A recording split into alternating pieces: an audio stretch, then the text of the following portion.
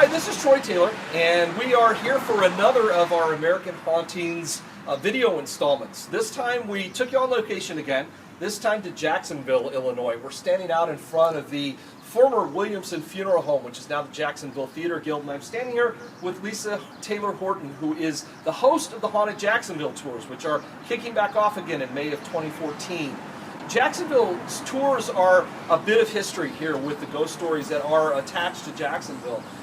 Jacksonville has a very long history. Started back in 1825. It's been home to 3 Illinois governors, 2 presidential nominees, and a Ferris wheel company, which may not mean a lot to most people, but in 1919 the Eli Bridge Company opened here, and the owner was so impressed with the World's Fair Ferris wheel he'd seen in 1893 in Chicago, he decided to invent a portable Ferris wheel that could be taken all over the country. So it's always been kind of one of Jacksonville's claim to fame, along with the ghosts. As I mentioned, we're here at the Theater Guild. The Theater Guild started off as a profit boarding house back in the 1890s. Vaudeville theater performers would come here after doing shows at the Opera House downtown and would spend the night here. It later went on to become a funeral home for about 55 years, I believe, and then was taken over in 1999 by the Theater Guild. And it's been during that time that there have been a lot of ghost stories told about this place. People have seen apparitions of a woman in what appears to be a late 1890s dress. There are footsteps, lights turn on and off, doors open and close. It is one of the most actively haunted places in town, and it is one of the stops on the Haunted Jacksonville tour. Just off the square is the Hawk and Hull building, which started with a drugstore on the first floor in 1891. It later became a Walgreens with apartments on the upper floors.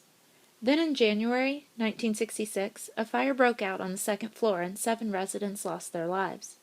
Since that time, the building has had a reputation for being haunted, with people reporting voices, cries, dark shapes, and shadowy apparitions.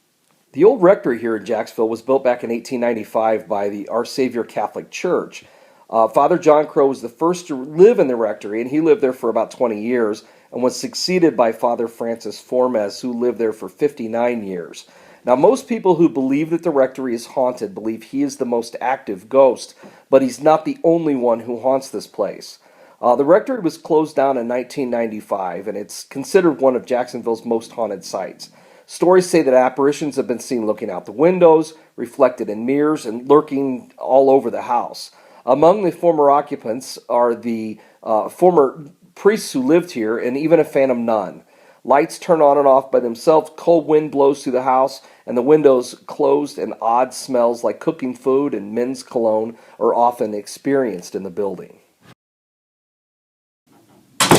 Thanks for joining us. This has been another installment of the American Hauntings video series, this time on location in Jacksonville, Illinois. Well, we hope you'll join us. Come up this spring and this summer when we kick off the Haunted Jacksonville tours. Check out our schedule at hauntedjacksonville.com. Thanks.